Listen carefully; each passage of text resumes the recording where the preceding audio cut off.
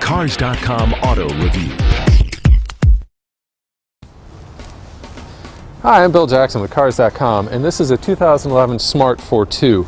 As you can tell, it's a very small car, but it's got some big issues that you need to consider if you're thinking about one. Now, one of the issues you notice right off when you're driving the Smart is the transmission. It's a automated manual, and without going into the technical details, the thing you notice is it takes a long time to actually switch between gears. Now, the other thing that I noticed that I didn't really like was it seemed very inconsistent. I swear it just never gave me the shift at the same time no matter what I did, even trying to accelerate exactly the same way. What I found is there's a way around that. You can sort of shift into a manual shifting mode, and you can use these paddle shifters to select your gears.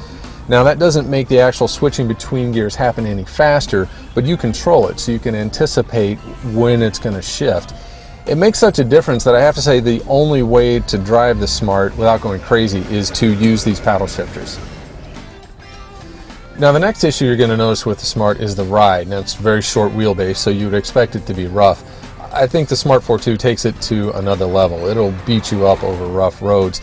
Another thing is it tends to sort of follow the ruts in the road, so it's not very confidence inspiring, and it's something that you really have to check out even if you live in a place with really pristine roads.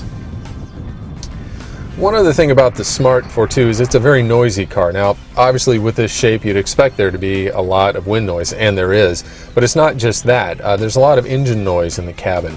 Also, the climate control, especially the air conditioning, is really loud. It's just one of those things you notice if you've been driving a lot of other cars, and it's really something to consider when you test drive the ForTwo.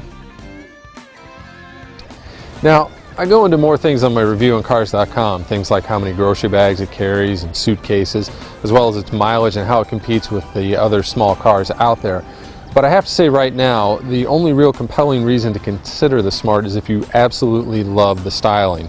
Because between the road noise and the ride, it's not very comfortable and it's just not very fun to drive.